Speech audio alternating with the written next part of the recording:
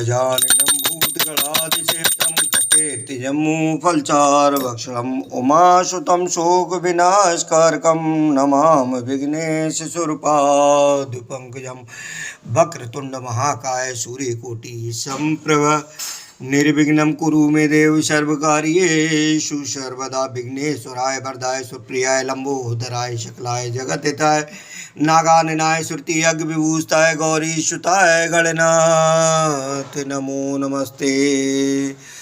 ओम श्री परमात्मने नमः।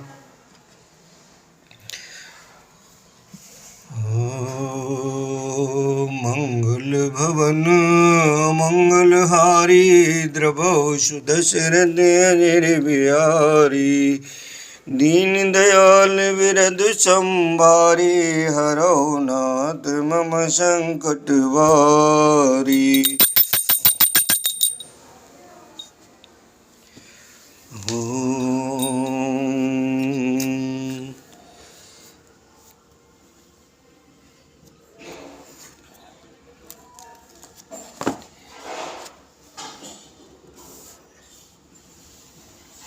तो श्री रामचरितमानस को अर्थ सहित पढ़ने के संकल्प के साथ जो हमने पिछले भाग में पढ़ा वो दोहा नंबर 119 पर विश्राम किया था।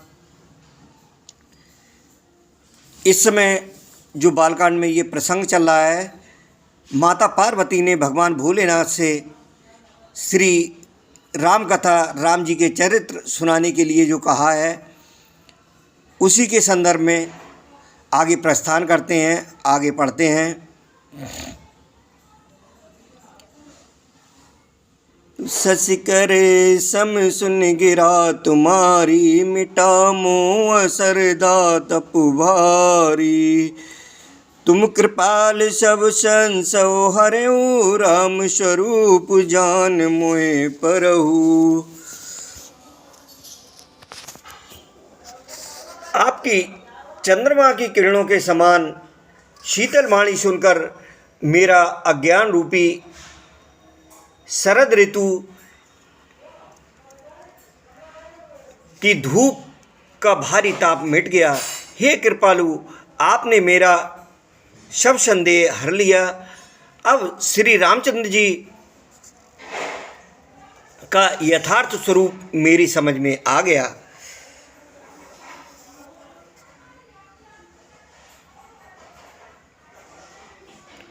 नाति कृपा अब गयों विषादा, सुखी भयों प्रभु चरण प्रसादा। अब मोहे आपन किंकर जानी, जतप सहज जड़ नारी अज्ञानी। प्रथम जो मैं पूछा सोए कहूँ, जो मुँह पर प्रसन्न वर अयहु। राम ब्रह्म चिन्मय अविनाशी, सर्व रहत सब उरपुरवासी। नाथ धरऊ नर तन के हेतु, मोहि समुझाय कहो ब्रख केतु। उमा बचन सुने परम विनीता, राम कथा पर प्रीति पुनीता। मंगल भवन अमंगल हारी, द्रवहु सुदशरथि अजर बिहारी। हिय हर से कामार तब, शंकर सहज सुजान। बहुविध उमय प्रशंस पुण्य बोले, कृपा निधान। हे नाथ, आपकी कृपा से अब मेरा विषाद जाता रहा और आपके चरणों के अनुग्रह से मैं सुखी हो गई। यद्यपि मैं स्त्री होने के कारण स्वभाव से ही मूर्ख और ज्ञानहीन हूँ, तो भी अब आप मुझे अपनी दासी जानकर, हे प्रभु, यदि आप मुझ पर प्रसन्न हैं तो जो बात मैंने पहले आपसे पूछी थी वही कहिए। ये सत्य है कि श्री रामचंद्र जी ब्रह्म हैं, चिन्मय यानी ज्ञान स्वरूप हैं, अविनाशी हैं, सबसे रहित और सबके हृदय रूपी नगरी में निवास करने वाले हैं। फिर हे नाथ, उन्होंने मनुष्य का शरीर क्यों, किस कारण से धारण किया? हे धर्म की ध्वजा धारण करने वाले प्रभु, ये मुझे समझाकर कहिए। पार्वती के अत्यंत नम्र वचन सुनकर और श्री रामचंद्र जी की कथा में उनका विशुद्ध प्रेम देखकर तब कामदेव के शत्रु स्वाभाविक ही सुजान कृपा निधान शिव जी मन में बहुत ही हर्षित हुए और बहुत प्रकार से पार्वती की बढ़ाई करके फिर बोले, सुन शुभ कथा भवान रामचरित मानस विमल, कहावु शुंडु बखान सुना बेअग नायक गरुड़। हे पार्वती, निर्मल रामचरित मानस की वह मंगलमयी कथा सुनो जिसे काकभूषुंड ने विस्तार से कहा और पक्षियों के राजा गरुड़ जी ने सुना। यानी भगवान भोलेनाथ जो माता पार्वती को ये राम कथा सुनाएंगे, उसमें भी जो काकभूषुंड ने पक्षियों के राजा गरुड़ जी को कथा सुनाई थी, वही कथा का वर्णन आगे होगा। तो सुसंवाद उदार जे विधवा आगे कहव, सुनो राम अवतार चरित परम सुंदर अनग। वह श्रेष्ठ संवाद जिस प्रकार हुआ वह मैं आगे कहूँगा। अभी तुम श्री रामचंद्र जी के अवतार का परम सुंदर और पवित्र पापनाशक चरित्र सुनो। श्री हरि के गुण नाम, हर गुण नाम अपार, कथा रूप अगणित अमित, मैं निज मत अनुसार कहूँ उमा सादर सुनो। श्री हरि के गुण नाम और कथा और रूप सभी अपार, अगणित और असीम हैं। फिर भी हे पार्वती, मैं अपनी बुद्धि के अनुसार कहता हूँ, तुम आदरपूर्वक सुनो। मंगल भवन अमंगल हारी, द्रबहु सुदशरथ अजर बिहारी, सुन गिरजा हर चरित सुहाए, विपुल विशद निगमागम गाए। हरि अवतार हेतु जे होई, इद में तम कह जाए न सोई। राम अतार के बोध मन बानी, मत हमारे अस सुने सयानी। तदपि संत मुन वेद पुराना, जस कहो कहे सो मति अनुमाना। तस्मै सुमुख सुनावो तोई, समुझ पर जस कारण मोई। जब जब होए धर्म के हानि, बाढ़े असुर अधम अभिमानी। करहि अनीत जाय नहीं बरनी, सीधे बेप्रधेन सुर धरनी। तब तब प्रभु धर विविध शरीरा, हरै कृपा निधि सज्जन पीरा। मंगल भवन अमंगल हारी, द्रबहु सुदशरथ अजर बिहारी। कवन सो काजी कठिन जग माही, जो न होए तात तुम पाई। दीन दयाल बिरधु संभारी, हरहु नाथ मम संकट भारी। असुर मार थापै सुरन, राखै निज श्रुत सेतु। जग विस्तार है विशद जस, राम जन्म कर हेतु। हे पार्वती सुनो, वेद शास्त्रों ने श्री हरि के सुंदर विस्तृत और निर्मल चरित्रों का गान किया है। हरि का अवतार जिस कारण से होता है वह कारण बस यही है, ऐसा नहीं कहा जा सकता। अनेकों कारण हो सकते हैं और ऐसे भी हो सकते हैं जिन्हें कोई जान ही नहीं सकता। हे सयानी सुनो, हमारा मत तो ये है कि बुद्धि, मन और वाणी से श्री रामचंद्र जी की तर्कना नहीं की जा सकती। तथापि संत मुनि वेद और पुराण अपनी अपनी बुद्धि के अनुसार जैसा कुछ कहते हैं और जैसा कुछ मेरी समझ में आता है, हे सुमुखी, वही कारण मैं तुमको सुनाता हूँ। जब जब धर्म का नाश होता है, जब जब होए धर्म के हानि, बाढ़े असुर अधम अभिमानी। जब धर्म का नाश होता है और नीच अभिमानी राक्षस बढ़ जाते हैं और वे ऐसा अन्याय करते हैं कि जिसका वर्णन नहीं हो सकता, तथा ब्राह्मण, गौ, देवता और पृथ्वी कष्ट पाते हैं, तब तब वे कृपा निधान प्रभु भांति भांति के दिव्य शरीर धारण कर सज्जनों की पीड़ा को हरते हैं। वे असुरों को मारकर देवताओं को स्थापित करते हैं और अपने श्वास रूप वेदों की मर्यादा की रक्षा करते हैं और जगत में अपना निर्मल यश फैलाते हैं। श्री रामचंद्र जी के अवतार का यह कारण है। मंगल भवन अमंगल हारी, द्रबहु सुदशरथ अजर बिहारी। सोई जस गाय भगत भव तरही, कृपा सेंदु जनहित धनु तरही। राम जन्म के हेतु अनेका, परम विचित्र एक तय का। जन्म एक दुए कहो बखानी, सावधान सुन सुमुत भवानी। द्वारपाल हर के प्रिय दो, जय और विजय जान समको। विप्र श्राप केते दोनों भाई, तामस असुर देय तिन पाई। कनक शिपु और हाटक लोचन, जगत विदित सुर पद पद मोचन। विजयी समर वीर बेख्याता, धर बराह बपु एक निपाता। होय नर हरि दूसर पुण्य मारा, जन प्रहलादे सुजस विस्तारा। मंगल भवन अमंगल हारी, द्रबहु सुदशरथ अजिर बिहारी।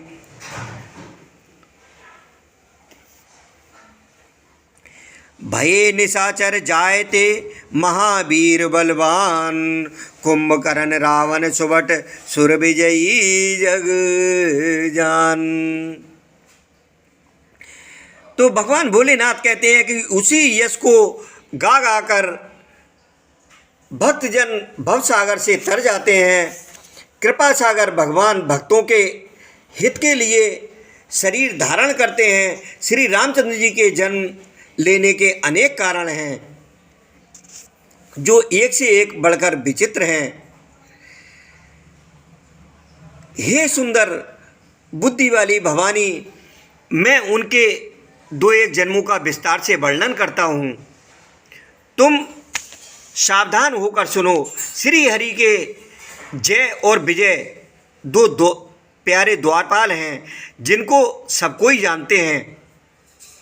उन दोनों भाइयों ने ब्राह्मण सनक आदि के हिसाब से असुरों का तामसी शरीर पाया। एक का नाम था हिरण्यकश्यपु और दूसरे का था हिरण्याक्ष। ये देवराज इंद्र के गर्भ को छुड़ाने वाले सारे जगत में प्रसिद्ध हुए।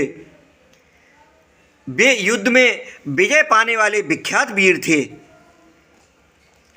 इनमें से एक हिरण्याक्ष को भगवान ने बराह मतलब सुअर का शरीर धारण करके मारा और दूसरे हिरण्यकश्यप का नरसिंह रूप धारण करके वध किया और अपने भक्त प्रहलाद का सुंदर यश फैलाया। वे ही दोनों जाकर देवताओं को जीतने वाले तथा बड़े योद्धा रावण और कुंभकर्ण नामक बड़े बलवान और महावीर राक्षस हुए, जिन्हें सारा जगत जानता है। मंगल भवन अमंगल हारी, द्रबहु सुदशरथ अजर बिहारी। मुकुत न भये हते भगवाना, तीन जन्म दुज बचन प्रवाना।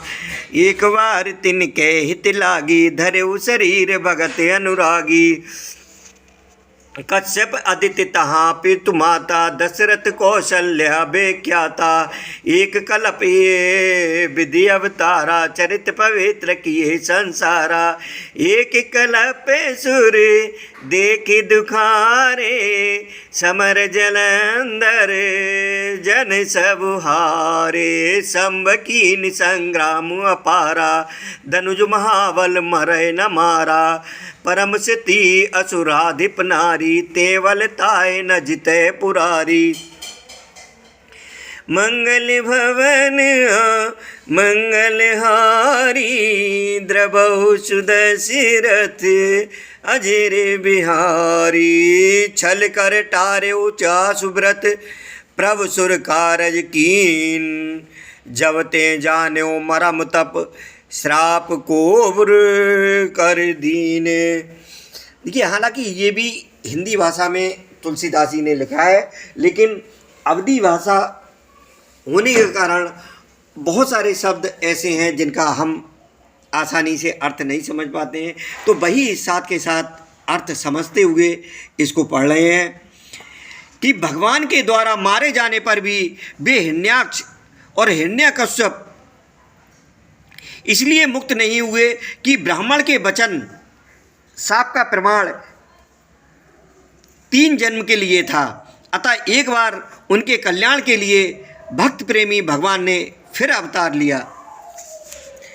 वहाँ उस अवतार में कश्यप और अदिति उनके माता पिता हुए, जो दशरथ और कौशल्या के नाम से प्रसिद्ध थे। एक कल्प में इस प्रकार अवतार लेकर उन्होंने संसार में पवित्र लीलाएं की।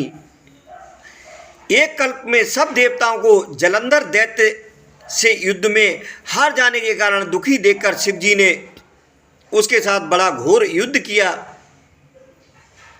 पर वह महाबली दैत्य मारे नहीं मरता था। उस दैत्यराज की स्त्री परम सती बड़ी ही पतिव्रता थी। उसी के प्रताप से त्रिपुरासुर का विनाश करने वाले शिवजी भी उस दैत्य को नहीं जीत सके। प्रभु ने छल से उस स्त्री का व्रत भंग कर देवताओं का काम किया। तब जब उस स्त्री ने ये भेद जाना, तब उसने क्रोध करके भगवान को शाप दिया। क्या शाप दिया था कि ताव श्राप हर दीन प्रमाना, कौतुक निध कृपाल भगवाना, तहाँ जलंधर रावण भयऊ, रन हत राम परम पद दयऊ।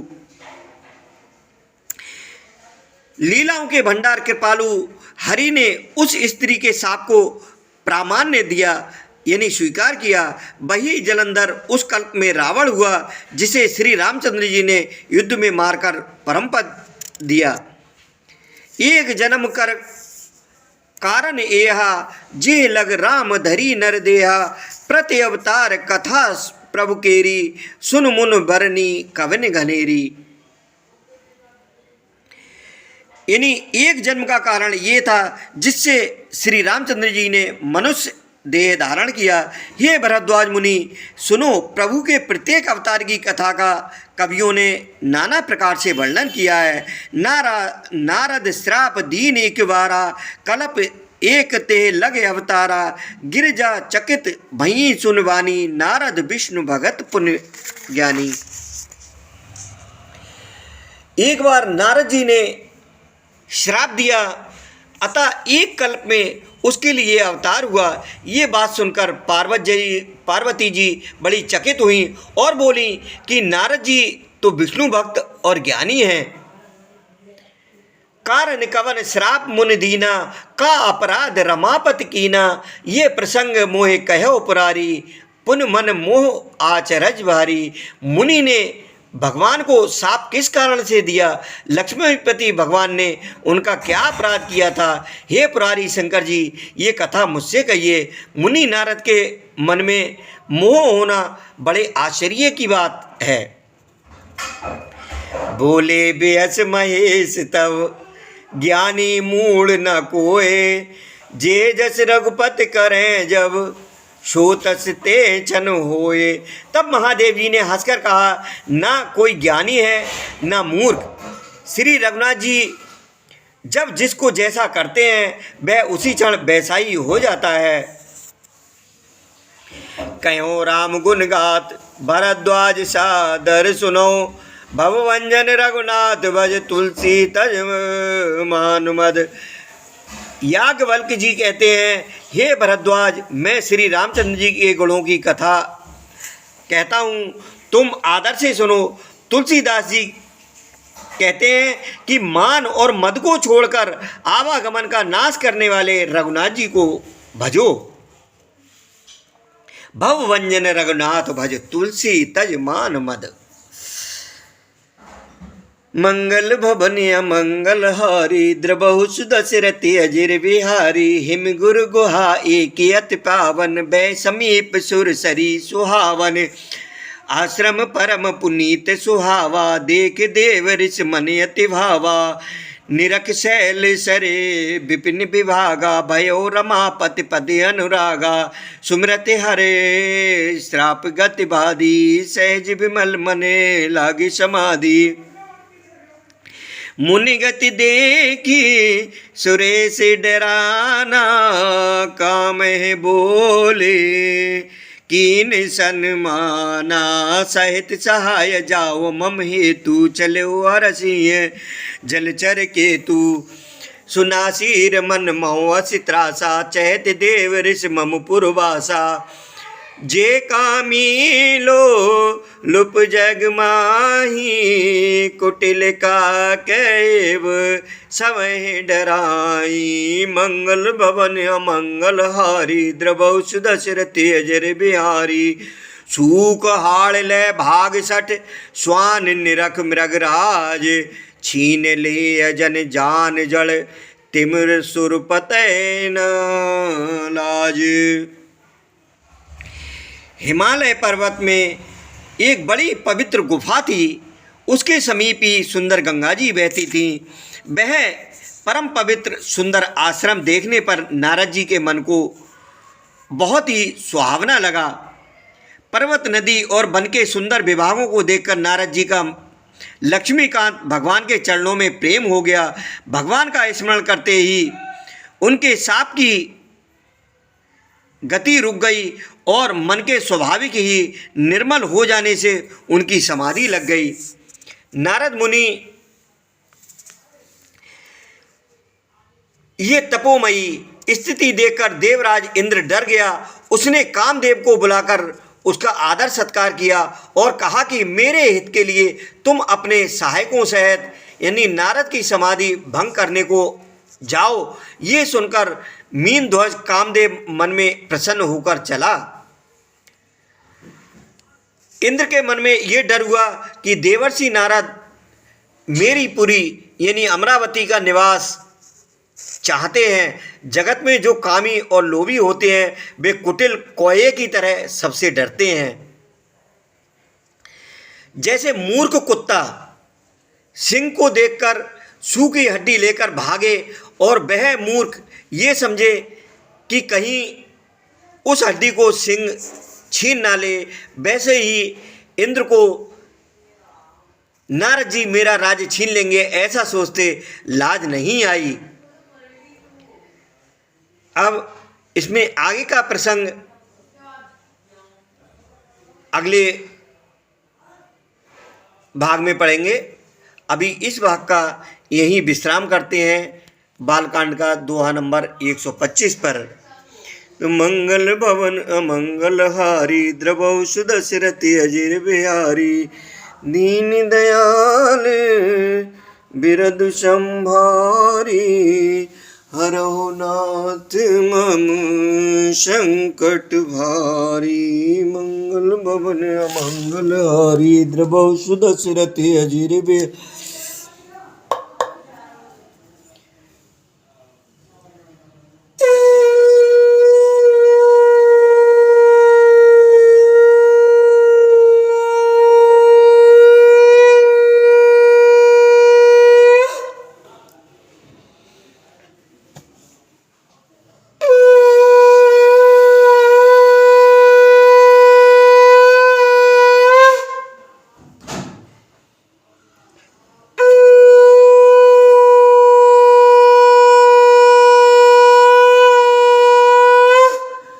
सियावर रामचंद्र भगवान की जय। पवन सुत हनुमान की जय।